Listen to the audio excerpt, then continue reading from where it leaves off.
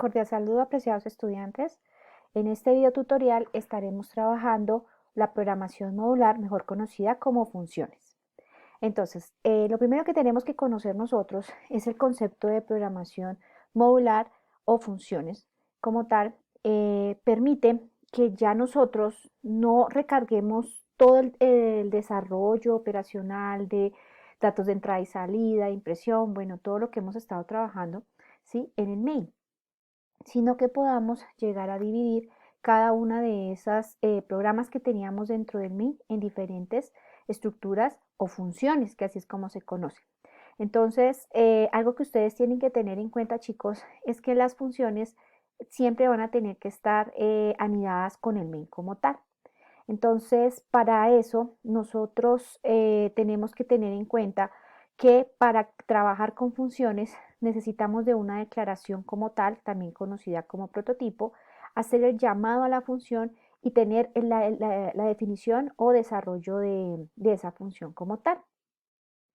Para resumir, aquí ustedes se van a dar cuenta a lo que se refiere con la parte de la declaración, que es colocar el tipo de dato, el nombre de la función, y en el caso de que se trabajen con parámetros, con parámetros. El día de hoy lo vamos a trabajar sin parámetros.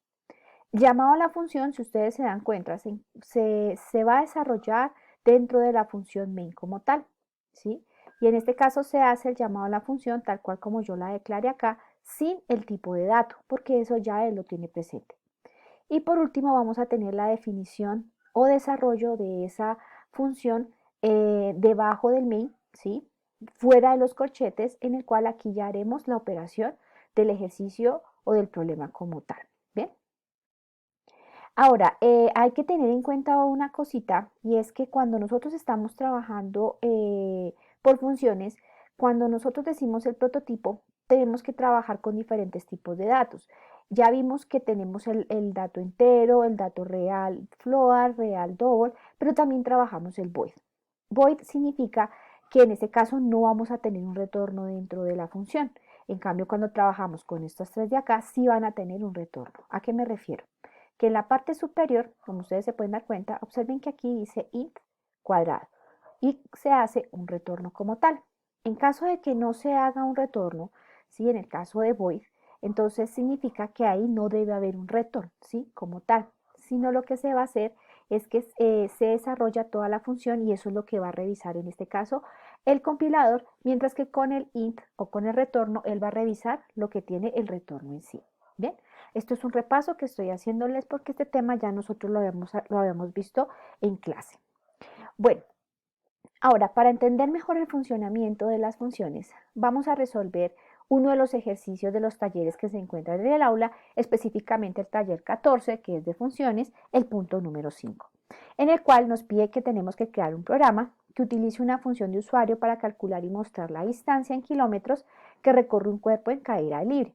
El programa debe mostrar la distancia recorrida por el cuerpo cada segundo durante 10 segundos. Aquí nos muestran cuál es la ecuación que debemos implementar y aclarando qué significa cada una de las variables que tenemos acá. D de distancia recorrida por el cuerpo en segundos, que es donde vamos a hacer la operación. G es la aceleración de la gravedad, en el cual ya no la dan. Y el tiempo, que es lo que nosotros vamos a tener que trabajar hasta 10 segundos. Bien, entonces me voy aquí para el editor y ya en este caso tengo las librerías que voy a utilizar junto con el using namespace std, y adicional vamos a estar trabajando ya con la función definida, y aquí lo voy a trabajar con void, y el nombre en este caso de la función va a ser distancia. Dentro de ella ya tengo mi llamado a la función, y aquí abajito del main voy a hacer el desarrollo de esa función como tal. Recuerden que tiene que ser el mismo nombre, tal cual como ustedes la definieron como prototipo, o sea, en esta parte de acá. Bueno, ahora tenemos que tener en cuenta de que nos están pidiendo, en este caso, tres variables, o tenemos tres variables, y todas, por lo menos lo que es la parte de la gravedad, la vamos a trabajar con lo que nos da en este momento el ejercicio. ¿Por qué lo estoy dejando en la parte de afuera? Recuerden que en este caso lo más viable es poder trabajar con variables globales para que tanto el main como la función distancia la puedan llegar a utilizar como tal. También de aquí yo voy a trabajar la variable d, que es la que me va a permitir trabajar todo lo de la distancia como tal. Y por último, podemos declarar aquí mismo una variable t, que es la que nos va a llevar el tiempo. Si no, podemos trabajarla dentro de la función distancia, que es donde lo vamos a desarrollar. Entonces el ejercicio nos está diciendo que tenemos que mirar por segundo cómo sería la caída libre, en este caso de un objeto, a partir de una función o una ecuación que nos están dando. Entonces para eso nosotros vamos a necesitar un for, porque debido a ese for vamos a poder trabajar el tiempo desde 1, ¿sí? ¿Hasta dónde? Hasta 10 segundos, y que esto se me vaya incrementando, es decir, que pase de 1 al 2, al 3, al 4, al 5, así sucesivamente hasta llegar al 10, que este es un tema que ustedes ya obviamente conocen y manejan muy bien.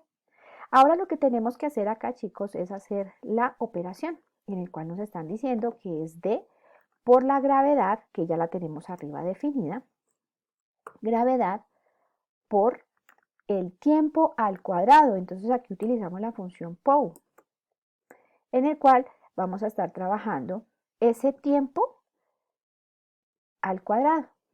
Y todo esto dividido entre 2, porque es lo que nos dice nuestra ecuación. Entonces, ¿qué va a pasar acá? Que cuando ingrese el 1, entonces 1 al cuadrado dividido entre 2 por g dividido entre 2. Luego 2 por g dividido entre 2. Así sucesivamente hasta llegar al número 10 o el 11 como tal. Bien.